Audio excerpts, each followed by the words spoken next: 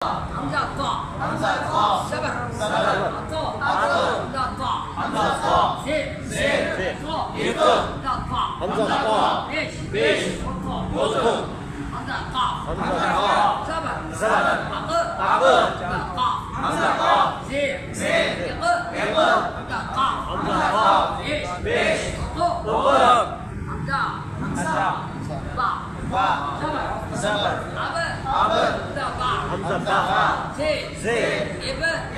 حمزة باء زين حمزة باء ايش حمزة دال زبر عدل حمزة دال زين حمزة دال ايش حمزة جيم زبر عدل حمزة جيم زين حمزة جيم ايش حمزة طاء دال حمزة طاء حمزة طاء سبر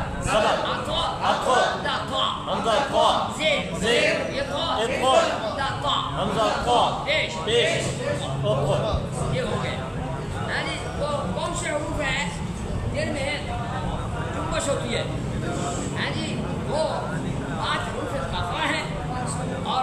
2 کاف اور تا ہیں ان میں جنبش ہوتی ہے قلقلہ کو بڑی جنبش کیا ہے قلقلہ کے بانی جنبش کیا ہے قلقلہ کے بانی جنبش کیا ہے اسے وجہ ان میں جنبش دینا پڑتی ہے قلقلہ کے اندر جنبش سختی کے ساتھ ہوتی ہے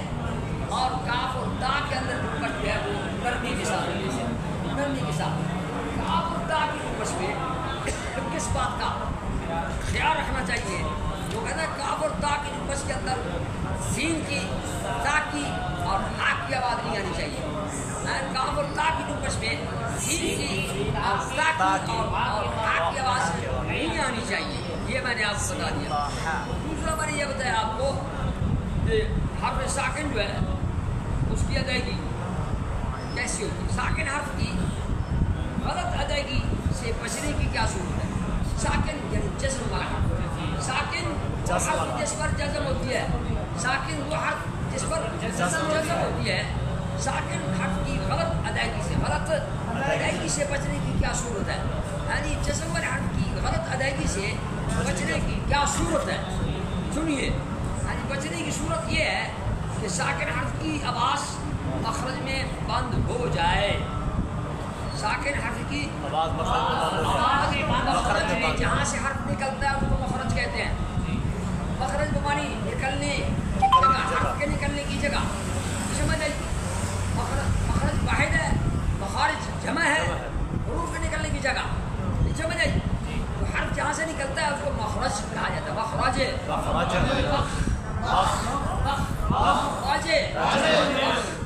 مخرج رام موٹی ہوتی ہے چیز میں جمبش دے دیا ہم نے سمجھ آئی وہ کہتا ہے کہ ساکن حرف جو ہوتا ہے اس کی مخرج سے اس کی آواز بند کر دی جائے اس کی آواز کو بند کر دیا جائے اور اس کے بعد ہی دوسرے حرف کی آواز نکلے اس کو مکس نہیں کرنا سمجھ آئی اس لیے اور اگر دوسرا حرف ظاہر ہونے سے پہلے دوسرا حرف پڑھنے سے پہلے ظاہر کرنے سے پہلے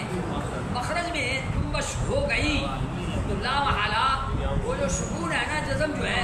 وہ حرکت کے مشابہ ہو جائے گی سکون حرکت کے مشابہ ہو جائے گا سکون حرکت کے مشابہ ہو جائے گا یہ غلط طریقہ ہے یہ غلط ہے صحیح یہ ہے کہ ساکن حرف کو ادا کرتے ہوئے اس کے مخرج کے اندر آواز کو بند کر دیا جائے صحیح ہے اس لیے مجھے اس بات کی کیوں کرنی ہے آپ کر لیا کریں اور اس کو اس پر دیکھ لیا کریں پریکٹس کیا کریں مشق کیا کریں اس کا آپ کا فائدہ ہے جی میں یہ بتاتے ہوئے کبھی نہیں گھبراؤں گا اس لیے کہ اللہ کریم کا کرم ہے میں استادوں کے پاس بیٹھا ہوں میرے استاد سوئے ہوئے ہیں حضرت علامہ استاد الشرا پیر طریقت قاری محمد یوسف صدیقی صاحب شیخ المجاہدین ہیں امام المجاہدین ہیں قاری سید صداقت شاہ صاحب سے پڑھے ہیں ہاں قاری کرام اللہ رشمتی صاحب رحمۃ اللہ علیہ مثال کر گئے ہیں جی وہ بھی یہیں سے پڑھے ہیں اور یہاں بیٹھ کے بڑا عرصہ پڑھایا میں سے فول ہوتی تھی نہ پڑھتا تھا